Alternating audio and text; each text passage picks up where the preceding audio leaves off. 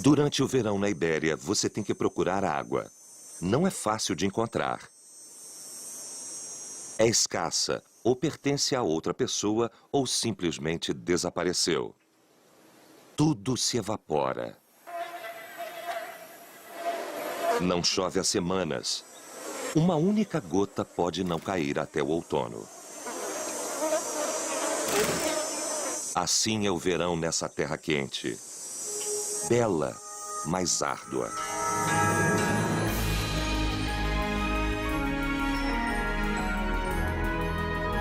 Ibéria selvagem.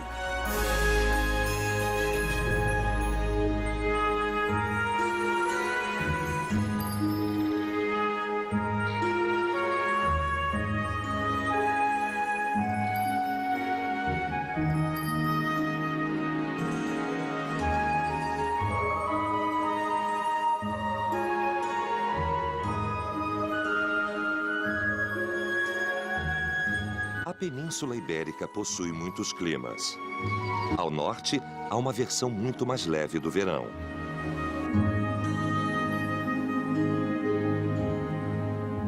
É uma faixa de terra entre as montanhas e o mar, que se parece com a Irlanda. Embora aqui haja cobras, e não haja cobras na Ilha Esmeralda. Também há ursos.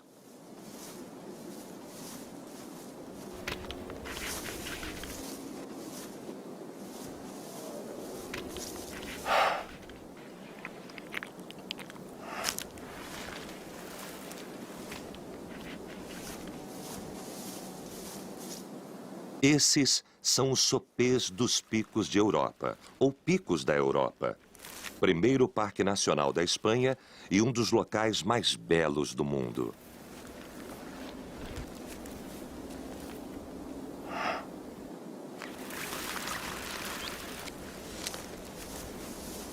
Uma grande ursa tem 2 filhotes sob seus cuidados, que caminham com mais segurança.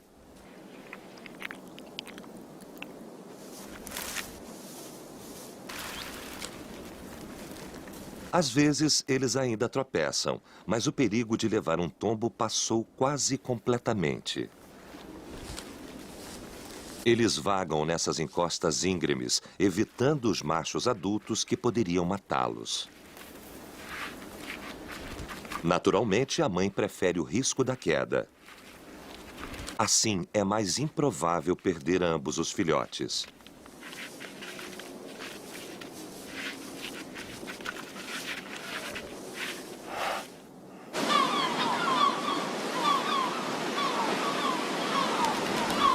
Junto ao mar, perto das praias, a temperatura é agradável. É a época em que os ovos das gaivotas de patas amarelas começam a eclodir. É um nascimento não sincronizado. Pode haver diferença de até 1 mês de idade entre os filhotes.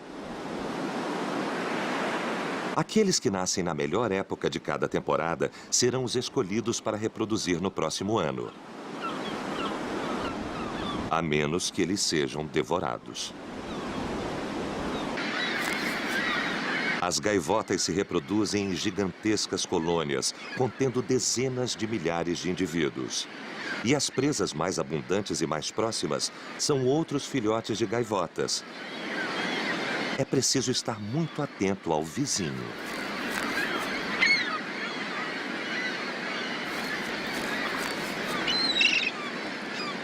Os filhotes são nidífugos, ou seja, eles deixam o ninho por conta própria, pouco tempo depois de romper os ovos, para se esconder entre a vegetação nas proximidades.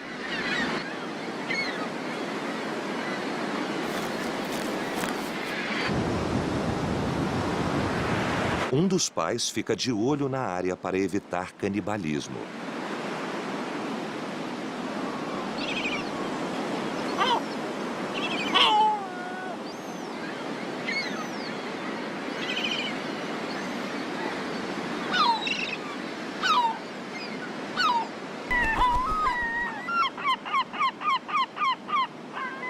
Enquanto o outro membro da dupla traz o alimento necessário. como filhotes de gaivotas inexperientes.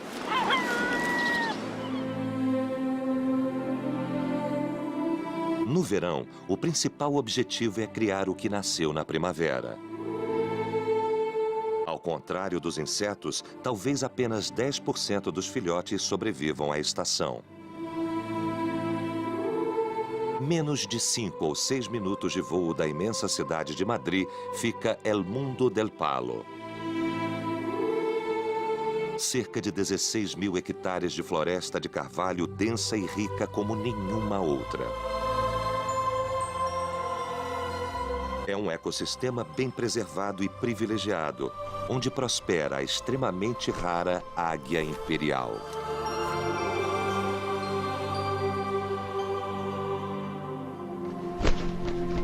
Algumas águias estão criando 3 filhotes esse ano. Um recorde, o normal são apenas 2.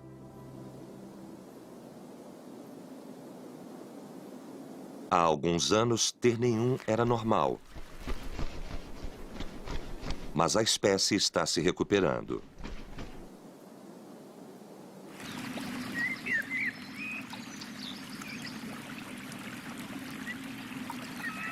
Em outras florestas, entre Madrid e Extremadura, fica uma das maiores colônias de abutre negro do mundo.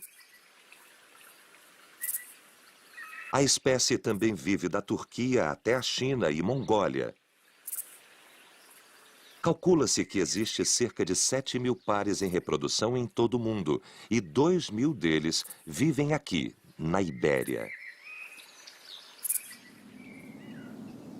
Os filhotes já cresceram nessa estação. Muitos deixaram os ninhos, mas esse não. Ele se recusa. Ele é maior do que os pais. Ele não quer admitir que sua infância acabou.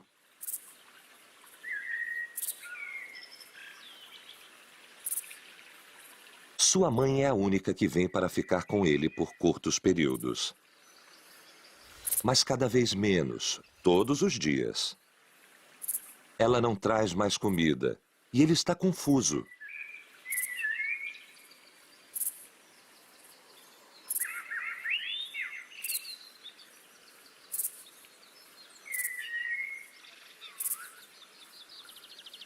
Ele não consegue compreender por que eles pararam de repente de alimentá-lo. É uma estratégia. O abutre negro incuba seus ovos por quase 2 meses e cria os filhotes após o nascimento durante mais 3 meses. É um dos períodos de criação mais longo no mundo das aves. Parte do inverno, a primavera inteira e um pouco do verão são gastos em um local exposto, ao qual eles devem retornar várias vezes ao dia. É muito estressante. Por outro lado, distante de todo esse esforço, o filhote se sente muito confortável na sua plataforma e nada irá forçá-lo a sair. Como qualquer animal selvagem, ele que não quer tentar algo novo. Ele começou a abrir as asas há um mês. O vento impulsiona os instintos dele. Ele é capaz de levantar voo, mas não sabe. Ele tem medo do desconhecido e não sente nenhum impulso para alçar voo. Sua mãe chegou com o bico vazio nos últimos 4 dias. Ela espera que a fome o estimule. Ela só tem que esperar um pouco mais para o vento soprar com mais força. E ele conseguirá voar.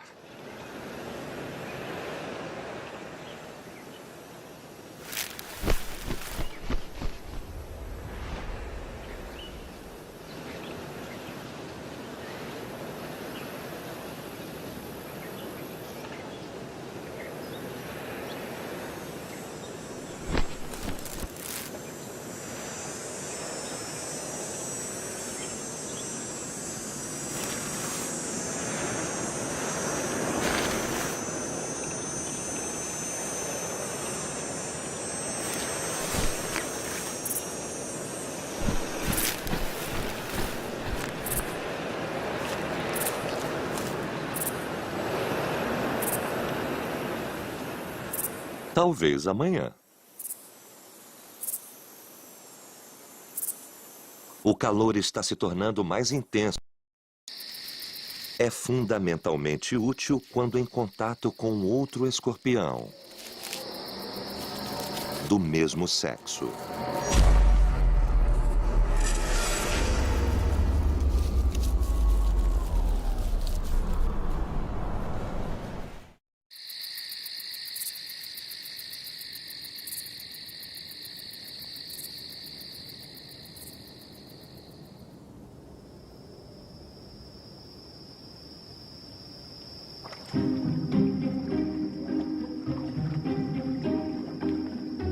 Só perto da água as coisas são confortáveis nesses dias.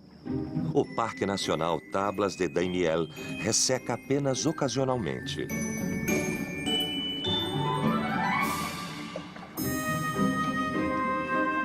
Ele é alimentado por um enorme aquífero subterrâneo que resistiu à terrível seca que durou décadas, apesar de sua água ter sido muito explorada por seres humanos.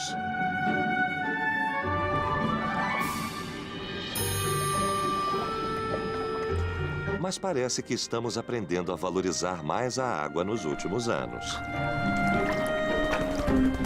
Esses pântanos têm salvado muitas vidas, tanto daqueles que vivem nas proximidades, quanto os que usam Daimiel para descanso estratégico ou local para se alimentar.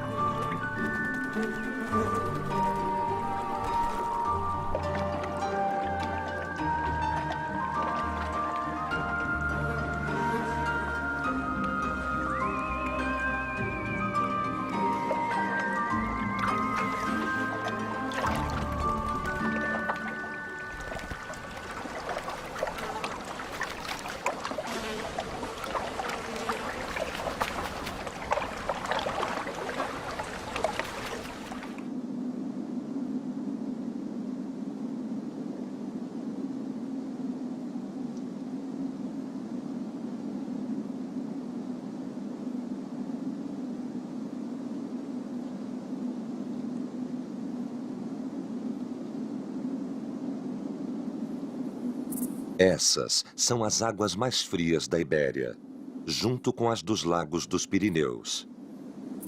Nem mesmo nessa época elas ficam acima dos 12 ou 15 graus Celsius.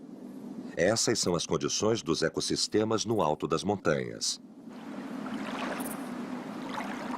Mesmo assim, durante essa época, as águas atraem salamandras para dar à luz. Essa espécie anfíbia é um caso excepcional na natureza. Ela pode se reproduzir através de ovoviparidade ou viviparidade.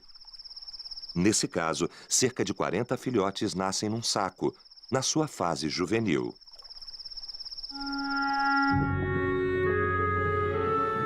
Essa é de ovoviparidade.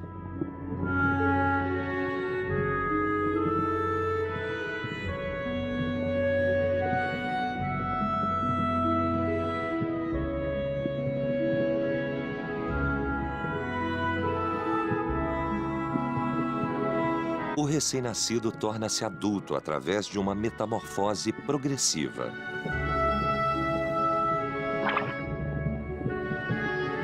As guelras desaparecerão gradualmente, a pele ficará mais espessa e ganhará cor. Finalmente, ele irá emergir da terra na primavera, uma criatura totalmente nova.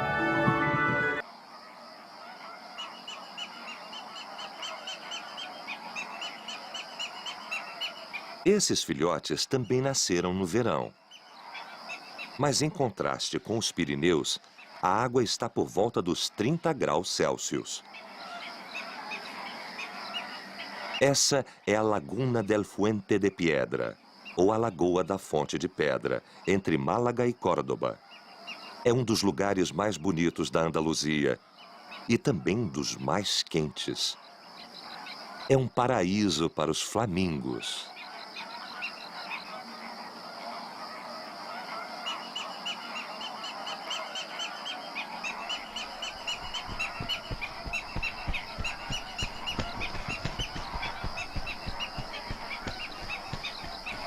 Esse é o pássaro que emprestou seu nome espanhol, flamenco, ao estilo de música e dança da região.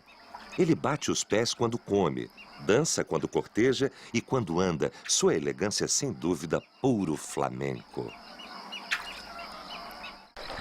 No verão, quando o nível de água em Fuente de la Piedra é autossuficiente, a lagoa abriga quase 100% dos flamingos da Espanha e de Portugal. Há cerca de 25 mil pares reproduzindo, cuidando de uns 10 mil filhotes. Para cuidar dos filhotes ainda recobertos de penugem, vários adultos se revezam, cuidando do berçário, onde a prole fica toda junta. Desta forma, outros adultos podem sair para comer e ter mais tempo para si mesmos.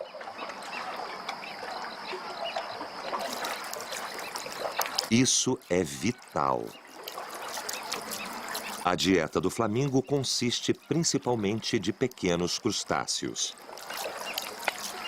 E a fim de comer o suficiente, os pássaros devem passar a maior parte do seu dia filtrando água com seus bicos. Eles não conseguiriam proteger e cuidar dos filhotes se não houvesse um grupo de babás. Quando a mãe ou o pai retorna com seu papo cheio, eles dão aos filhotes um mingau especial, que irá ajudá-los a crescer rapidamente. O tom cinzento da sua plumagem imatura levará 2 anos para adquirir tons de rosa e vermelho. Ele deve comer os pequenos crustáceos por conta própria, para assumir a cor avermelhada. Uma nova geração nascerá do cinza.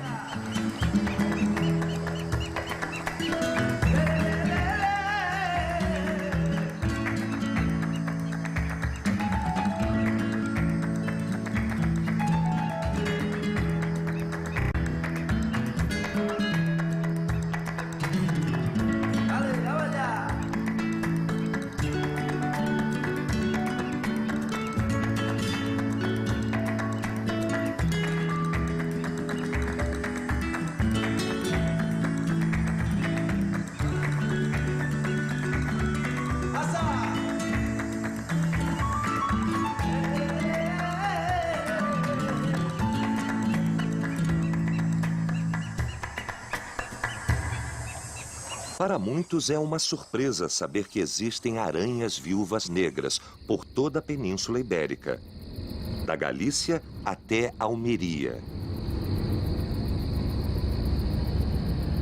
Há diferentes espécies dessa aranha em todos os continentes, exceto Antártida. E todas são muito venenosas. Em determinadas circunstâncias, podem até matar animais de grande porte. Seu mais famoso truque, no entanto, é o hábito de comer pretendentes quando não são tratadas adequadamente ao se aproximar.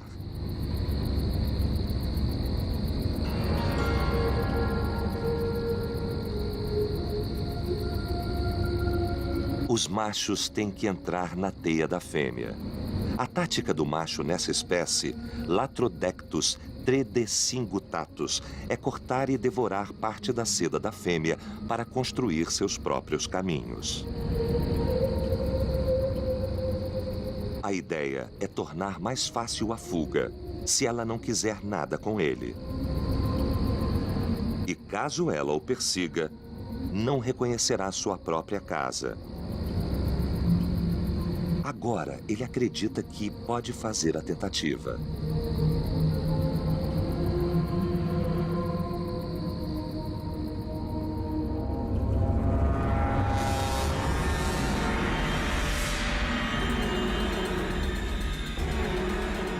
Mas cometeu um equívoco.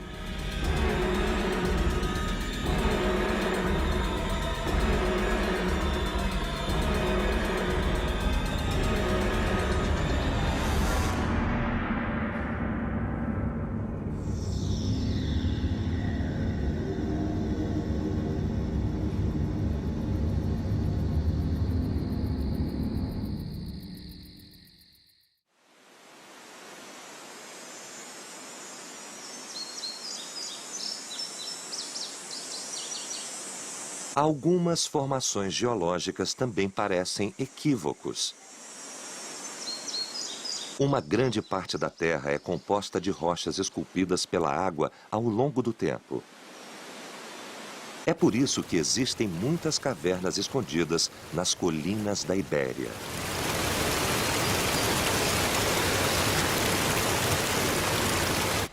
Algumas, como Altamira, Tito Bustilho ou Atapuerca, foram usadas por seres humanos por dezenas de milhares de anos. Outras têm aberturas tão difíceis de alcançar que só podem ser acessadas voando. Predadores não conseguem acessar essas cavernas, que têm sido usadas por milhões de anos por colônias de morcegos.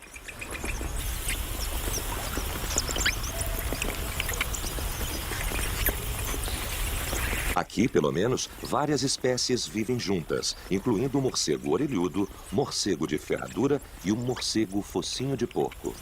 De todos os mamíferos, os morcegos são o grupo com a maior variedade de espécies. Seu sucesso evolutivo tem sido espantoso. No entanto, em muitas partes do mundo, eles estão desaparecendo. Seu papel como predadores de insetos é fundamental para qualquer ecossistema. Na Espanha e em Portugal, esses santuários de cavernas, onde centenas de milhares de espécimes se agrupam, são cada vez mais raros. Essa caverna pode ser um lugar único que nos dá uma falsa ideia de seus números. Agora é época que os morcegos se reúnem. O verão é a época de reprodução e o calor é quase imperceptível aqui. Mas lá fora há mais insetos do que nunca. Por isso, tantos filhotes podem ser nutridos. Em agosto, filhotes se agrupam em berçários esperando cada um por suas mães.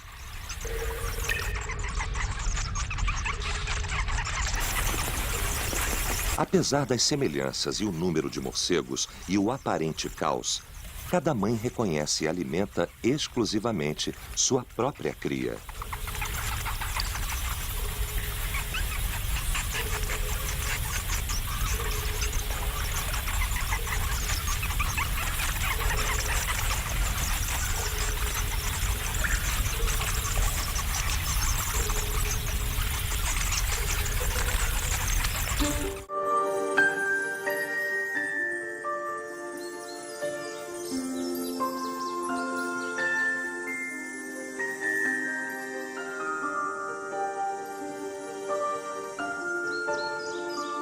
Essas outras formações geológicas em que é quase impossível caminhar abrigam uma outra espécie, o Ibex ibérico. Subespécies diferentes vivem em Sierra Nevada, ao sul, até Sierras Cazorla, em Segura. Há outra subespécie no leste da Espanha e havia mais duas subespécies extintas que habitavam Portugal e os Pirineus, o limite norte de distribuição geográfica do Ibex ibérico e que deu nome à espécie, Capra pyrenaica. O Ibex ibérico é uma das 9 espécies de Ibex que existem no planeta, do Himalaia até aqui. Em cada intervalo de montanha, o gênero Ibex assumiu morfologias com traços específicos, chifres maiores ou mais longos ou curvos em formas diferentes, cores de marrom a cinza. Todas essas variedades lutam da mesma forma, dando cabeçadas.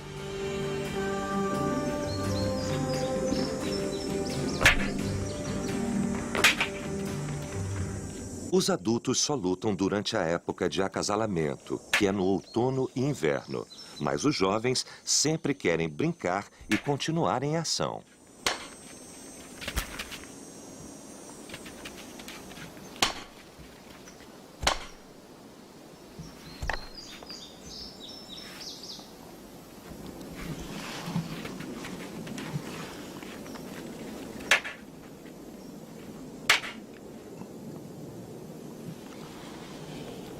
Essa é a forma de eles se exercitarem, de ficar em forma e conhecer uns aos outros para quando as coisas ficarem sérias.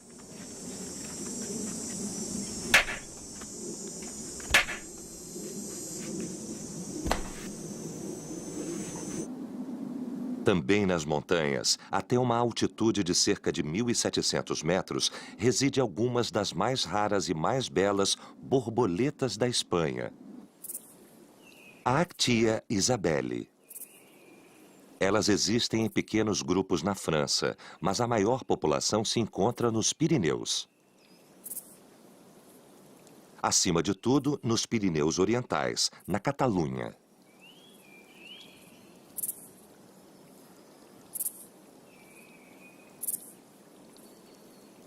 A chuva na Espanha pode cair principalmente nas planícies.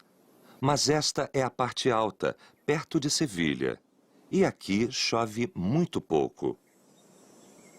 Os ovos da tartaruga espanhola da lagoa ficaram incubando 2 meses debaixo da terra e estão prontos.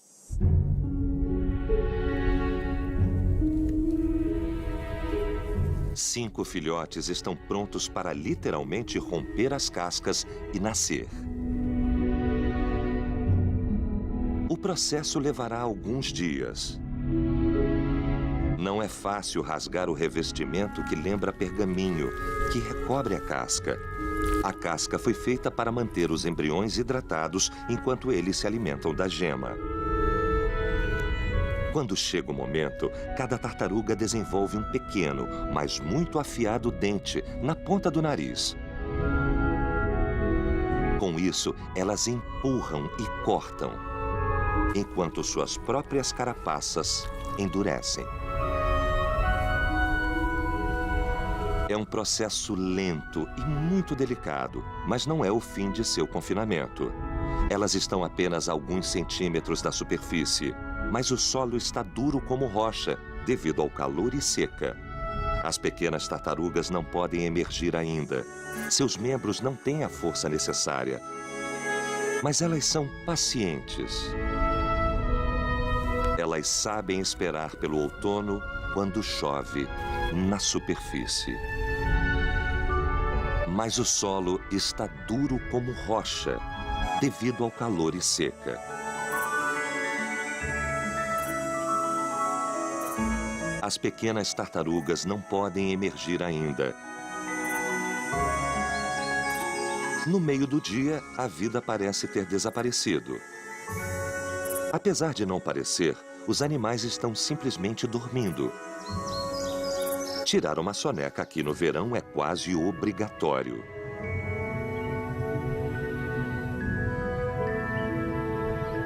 Predadores escondidos do sol e suas presas esperam por menos luz e mais possibilidades.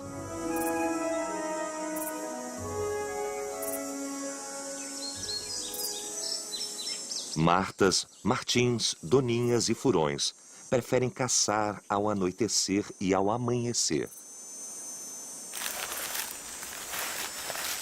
Esse furão conhece perfeitamente todos os buracos debaixo de cada pedra e debaixo de cada galho, nos 2 quilômetros quadrados em torno do seu covil. Ele os visita a cada um à procura de uma cobra, ou um inseto, ou um roedor.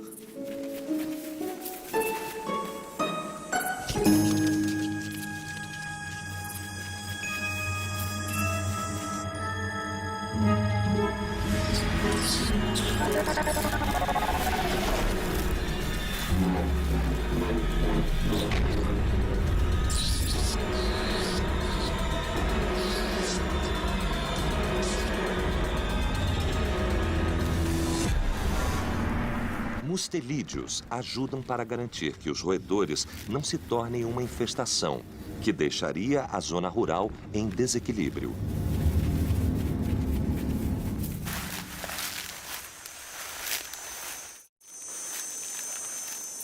Predadores têm muitas oportunidades no verão. Nasceram muitos filhotes inexperientes na primavera e a natureza gera mais indivíduos do que o necessário para que somente os mais fortes sobrevivam. O lobo garante que a espécie da qual se alimenta permanecerá geneticamente forte. Dessa forma, a natureza fica em ordem.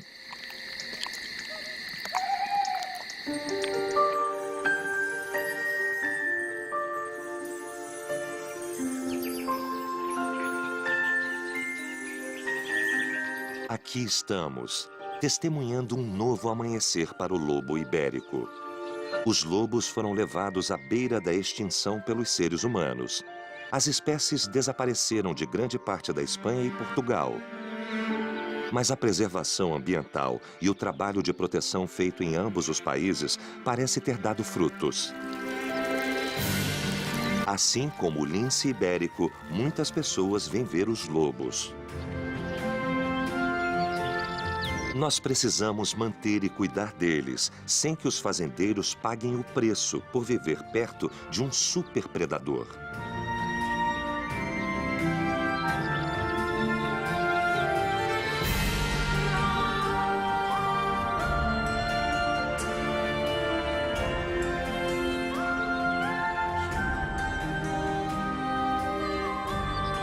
As coisas nunca são fáceis na natureza.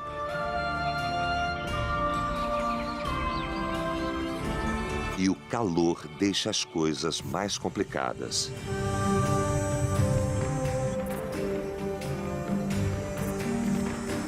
Alguns anfíbios, como o sapo comum, são obrigados a hibernar. O sapo deve evitar os raios de sol e o ressecamento que pode destruir a sua pele. Escondido na lama fresca sob a superfície, ele pode esperar com segurança a água voltar.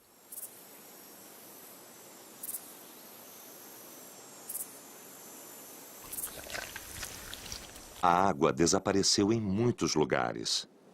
Mesmo nos pântanos de Doñana e Daimiel, o solo resseca e racha.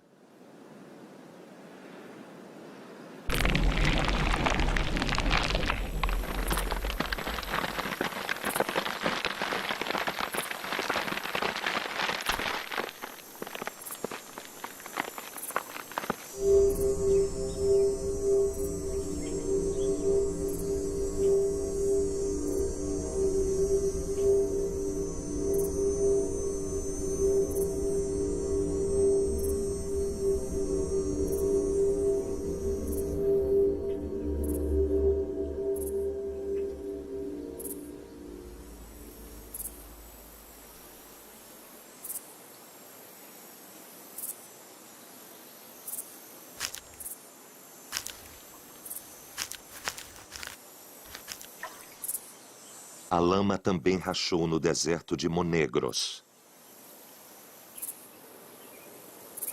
A temperatura que cai para menos 10 ou menos 12 graus Celsius agora ultrapassa os 40 graus à sombra. E pouquíssimas criaturas se expõem ao sol.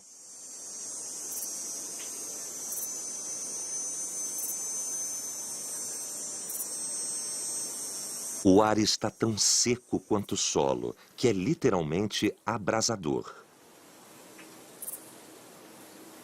Mas no deserto em Aragón, muitas espécies adoram o calor.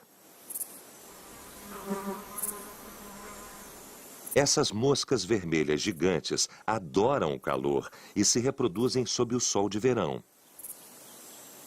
Elas ficam paradas e assim não há risco de desidratação.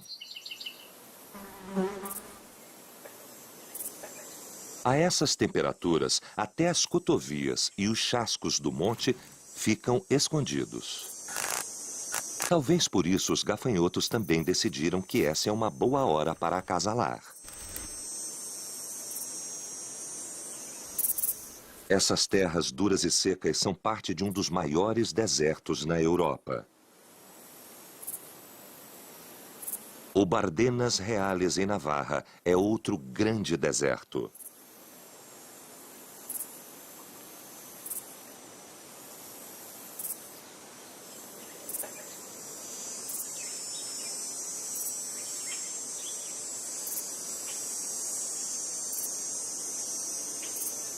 Sua beleza diferente e única é devido a uma geologia de calcário tão impressionante quanto a biodiversidade que lá vive.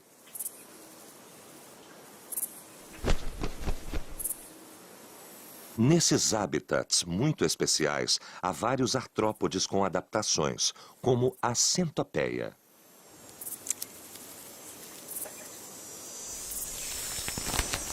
É um lugar onde artrópodes se reúnem, assim como existem lugares secretos onde eles podem encontrar água. Acima de tudo, existem estranhas criaturas endêmicas que não podem ser encontradas em nenhum outro lugar.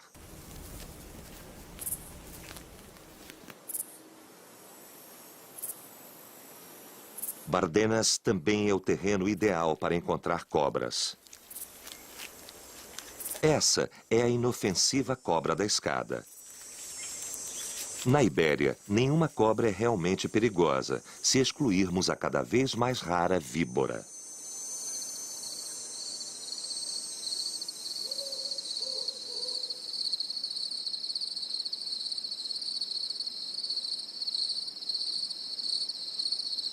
As pupilas da víbora são verticais. Enquanto todas as outras cobras da península têm pupilas redondas, tornando a víbora inconfundível. Além disso, é a única serpente aqui que não põe ovos. Víboras costumam nascer à noite durante todo o fim do verão. A mãe se oculta durante essa difícil passagem, quase sem ser vista, e dá à luz a 5 ou 6 filhotes. Normalmente, eles emergem envelopados em uma bolsa amniótica, que rompe alguns minutos depois, perfeitamente capazes de se defender e usar seu veneno para caçar. Por isso, a mãe os abandona quase que imediatamente.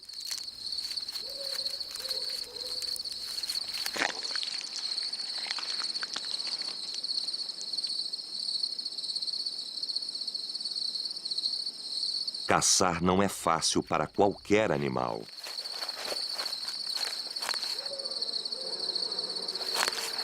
Vítimas e predadores estão imersos numa competição igual, onde o vencedor é aquele que é visto o mínimo e é capaz de ver em primeiro lugar tanto sua presa quanto a criatura a caçá-lo.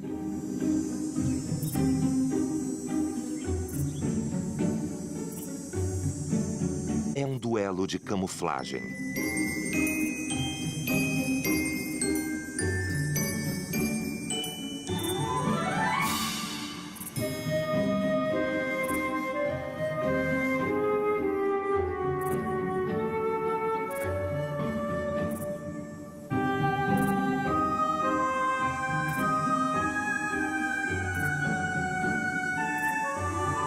Na competição de hoje, o camaleão perdeu.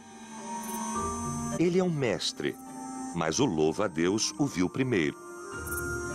E permanecendo parado, sumiu da vista do camaleão, tornando-se mais um galho.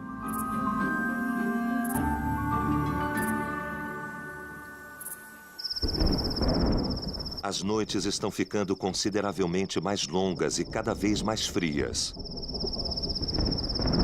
A temperatura na madrugada caiu,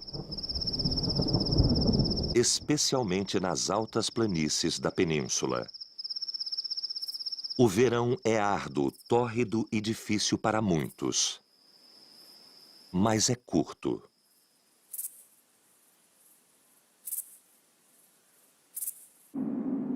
O sol perdeu muito de sua força.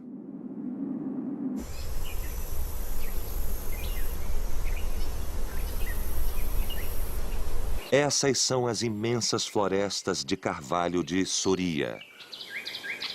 Talvez a mais escassamente povoada e selvagem da região da Península Ibérica. A iminente mudança de estação ativou o sangue desse bichinho, o besouro com chifres. Machos e fêmeas procuram um ao outro perto do final do verão para se reproduzir. No início, apenas os machos aparecem, demonstrando claramente a sua bravura.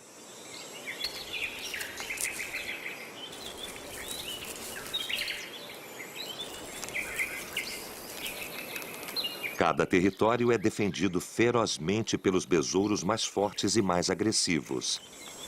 Eles vão conseguir as fêmeas.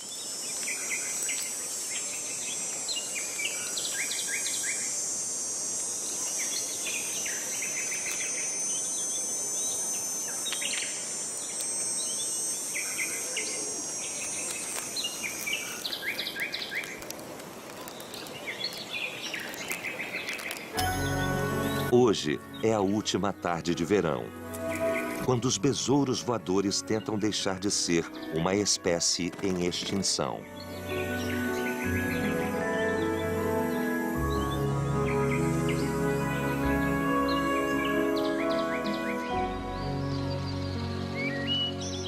É manhã do dia 21 de setembro. Outono. O calor vai se tornar coisa do passado e vai chover. As árvores em breve perderão suas folhas e no chão surgirão os cogumelos. É tempo de partida para alguns, mas para outros é tempo de retornar. A maioria dos filhotes se tornaram adultos e muitos pais vão começar o ciclo novamente. O tempo que a natureza deu a répteis, anfíbios e invertebrados se esgotou. E aqueles que não puderem hibernar morrerão com as primeiras geadas. O resto vai ter que comer tudo o que puder para chegar ao frio com as reservas necessárias.